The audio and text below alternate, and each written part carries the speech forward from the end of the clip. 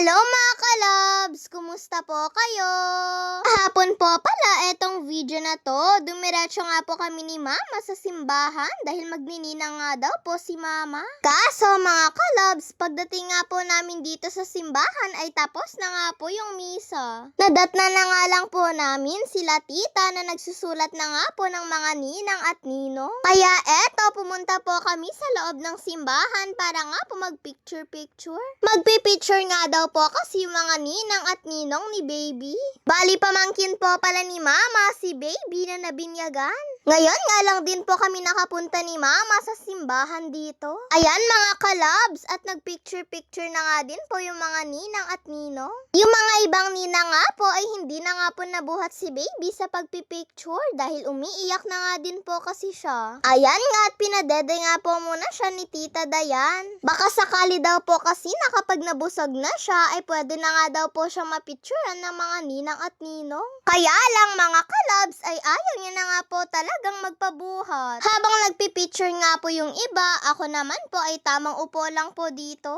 Yung ginawa na nga lang po ni Tita ay siya na nga lang po yung nagbuhat kay Baby habang nagpapapicture nga po yung mga ninang at ninong. At nung tapos na nga din po kaming magpicture-picture ay pumunta na nga din po kami sa bahay nila Tita. Doon po kasi kami dediretso. At dahil may pasok nga po si Papa at hindi nga po namin siya nakasama, ay makikisabay na nga lang po kami sa kasamahan nila Tita Dayan na may tricycle. Dahil maluwag naman daw po sa tricycle nila.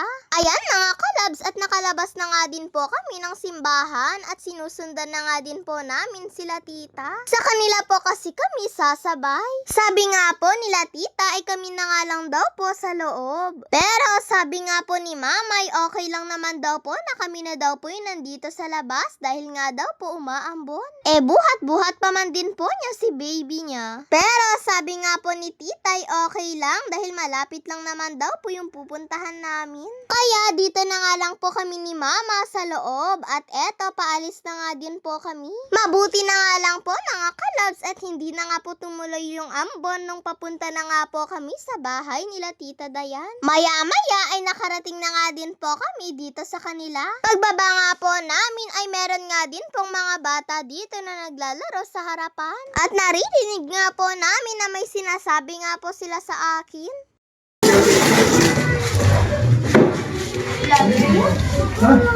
Napapanood mo yan! Hi ka pala! Nako, parang nahiya po tuloy ako sa kanila mga kalabs. Sabi nga po nila ay napapanood nga daw po nila ako. Kaya maya nga po mga kalabs ay dumating na nga din po yung mga pamilya namin. Nauna po kasi kami nila Mama na pumunta dito. Hindi na nga din po nakasama si Kuya mga kalabs dahil wala na nga din daw po kasing masakyan. Kaya kinausap nga po siya ni Mama na dito na nga lang daw po siya dahil kasama niya rin naman daw po si Tita tsaka po yung mga pinsan ko. At umukay nga din po si Kuya. Maski nga din po kasi sila Tita ay hindi na nakasama dahil wala nga daw pong masakyan. O diba, napakadami nga po naming pamilya mga kalabs. Kung tutuusin nga po ay kulang pa nga po sila eh. Dito na nga din po kami sa tabi umupo at tignan nyo naman po yung pinagpwestuhan namin oh. Nakakatuwa nga lang dahil ang ganda nga po ng upo namin dito. At talagang nakalinya pa nga po kami. Pag-uwi nga po ni Tita Dayan ay nagdasal nga po muna sila Nana. Ganun nga po kasi yung lagi nilang ginagawa. Basta nga po kasi kapag may nagbibinyag. Pagkatapos po palang magdasal nila Nanang ay nagtawag na nga din po sila para nga po kantahan na rin po si Baby. Birthday nga din po kasi ni Baby kahapon at sinabay na nga din po nila yung binyag niya. Pagkatapos nga po niyan ay kumuha na nga din po kami ng sarili naming mga plato. Para po makakain na nga din po kami. Ako na nga din po yung kumuha ng plato ni Mama. Sabi niya nga po sa akin ay kumain nga daw po ako ng mabuti. Dito pa nga po ako nakapila sa may spaghetti. At halos lahat nga po ng bata ay spaghetti nga po yung gustong kunin. Si Lola na po pala ay nagsasandok ng spaghetti ng mga ibang bata. Pagkatapos po ay ako na nga din po yung kumuha.